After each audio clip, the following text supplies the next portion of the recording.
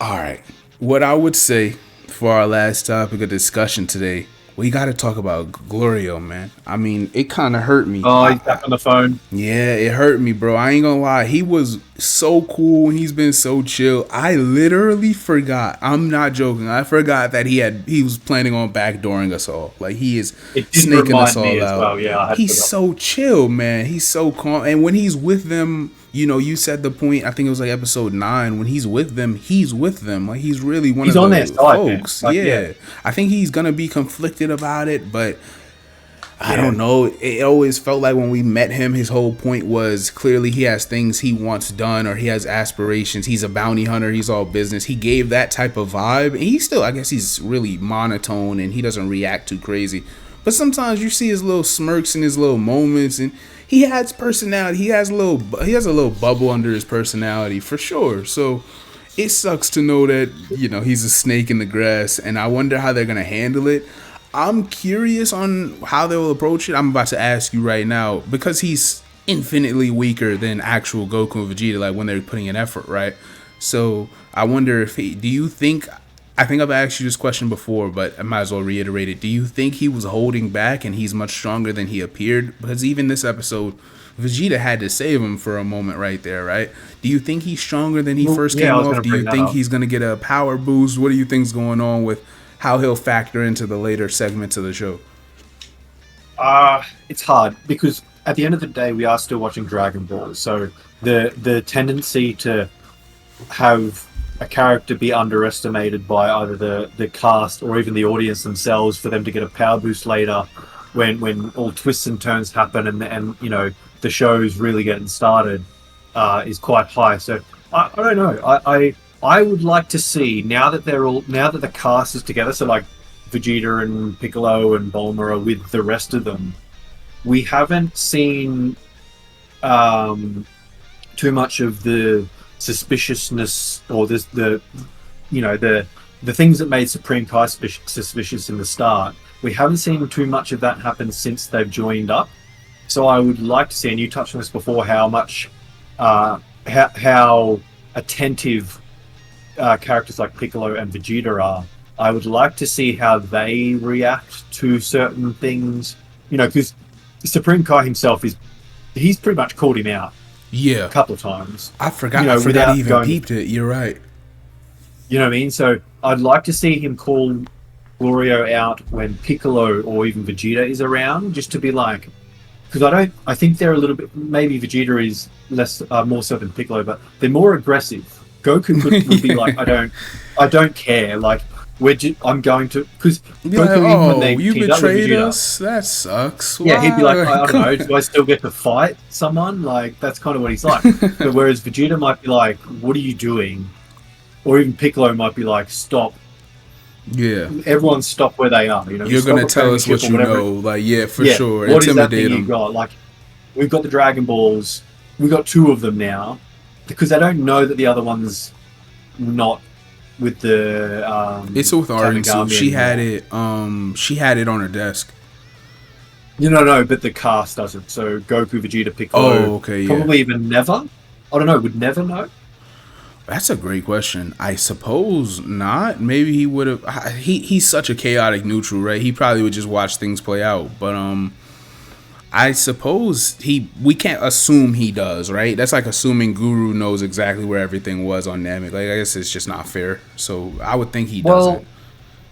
I would maybe counter that by saying that I think Never is and the Dragon Balls that he's created, plus the Tamagami itself, and the power that he showed to collect the Earth Dragon Balls. I think uh, he's a bit more powerful than Guru. Yeah, it Uh, seems like it. you know what I mean? I just think he's a bit more dialed in, and I think there's, he stayed behind for a reason. So I am of the suspicion that he probably knows that the first Dragon Ball has been won. You think Maybe he not feels though. a Who knows? disturbance in the force from the Tamagami, Well, like yeah, some sort maybe of the message? Tamagami kind of, yeah, there's an energy or something, because you know how the holographic Dragon Ball disappears, and Yes. maybe there's an energy to that or something like that. I'm not sure, but I would like to. I guess going back to the Piccolo and Never thing, I would like to see maybe Piccolo call out Glorio and see how that conversation plays out in front of someone like Never. You know what I mean? Because Yeah. if they've got a couple of Dragon Balls and it's all about that, and Glorio's like, oh, no, no, no, no. I'm interested to see how Glorio explains it. Even We still just need his incentive. Like, what is he being offered, bro? I'm not sure if we know. It makes me want to rewatch to see if there was any signals at all, because it never felt like money was his big issue. Like, it never felt like, I'm with you. I don't know. I suppose they're just gonna tell us outright eventually. But a lot of the stuff in the show has been hinted at, right? Like we get little things, and like you say, Daima is so good with not just lore, but the way they're telling the story, right? The pacing for a lot of this has been good. Right now, if people are listening to this want me to say it outright, this was the most missable episode you could have had. There was nothing. Oh, for sure. There was nothing here that I couldn't have told you in the span of 20 seconds. But since you guys are here thus far, I appreciate you. Like, sub, stick around for some more, man. But in all seriousness. To bash your point home, Warp Summer is disabled. End of episode. That's it. That is it. Love that room, by the way. Love that room that Degasu walked into with all the lighting goes hard. Swirls and stuff. Yeah, the forest cool. When they first landed was tough too.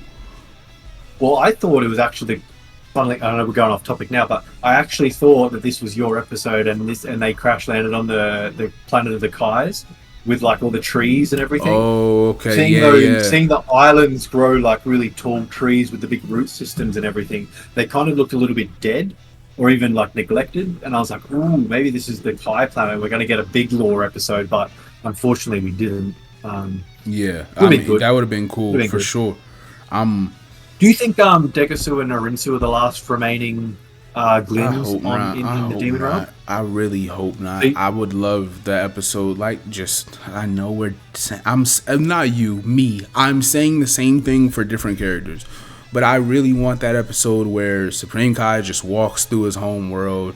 Questions are answered about him we didn't know. We find out more things, because if anybody said the most, lore detailing things in the show, it's been Shin, Nahare, whatever. So it's really cool to find that out, and I think he deserves to take a step back, because he's not as relevant in Super, though he has, of course, his presence.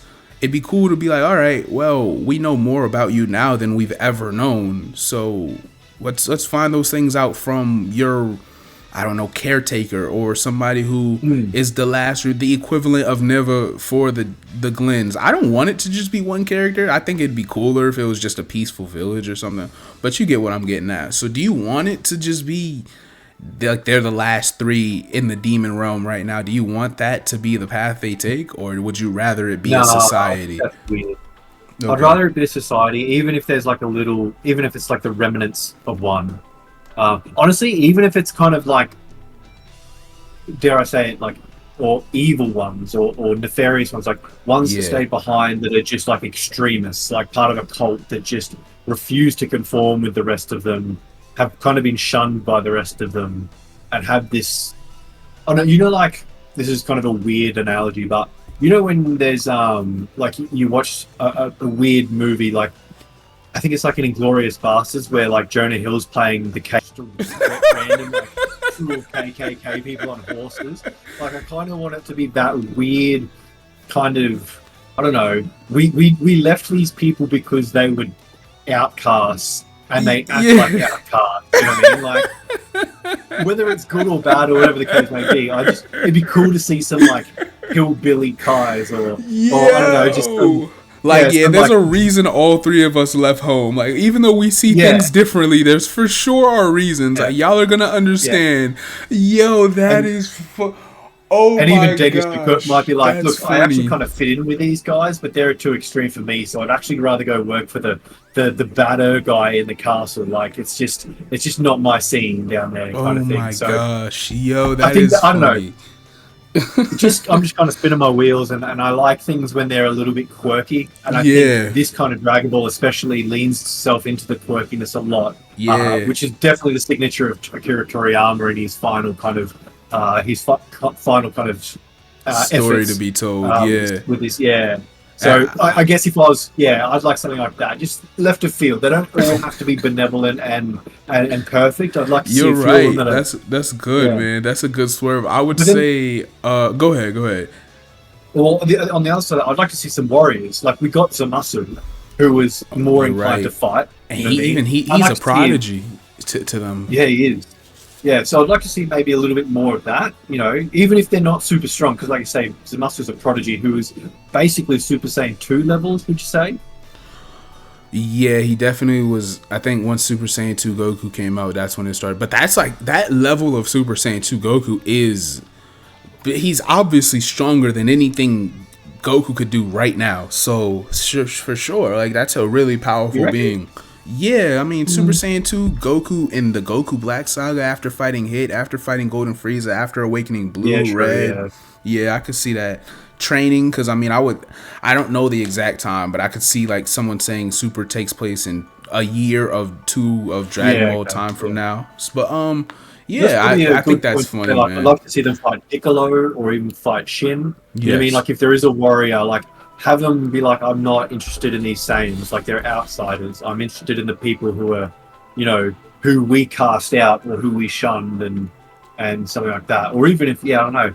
How do you think Dende fits into all this? Do you think he's just going to be I'm waiting a baby to find and out, dude. I don't know. I mean, he's kind of just sitting at home, still listening to the story. Well, not his home, but listening to stories right now. So I want to see where they go with this. But enjoying himself. Yeah, I actually was hoping by now, like it seemed like last episode was going to be a real Goma based episode, and then all they did was say Disable War, which is cool. Like it's fine. Yeah. Like you said, that room was really cool.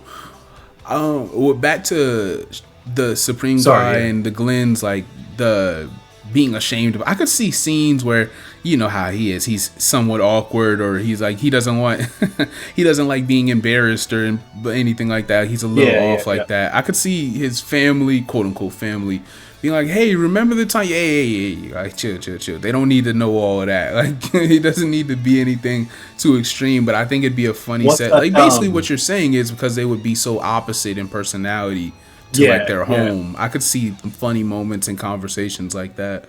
What's that Eddie Murphy movie where he plays all the characters and the family around the table? Oh my gosh, bro! I haven't watched that. Oh my gosh, that's a great one. You're right.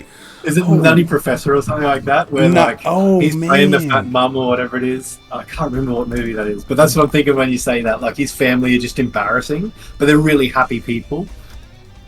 Oh man, I'm searching it up right now. It is. Damn. It says the Clumps. Yeah, the Clumps. Yeah, the Clumps. Yeah. Yes, oh my gosh, bro! I can't believe you know about that movie.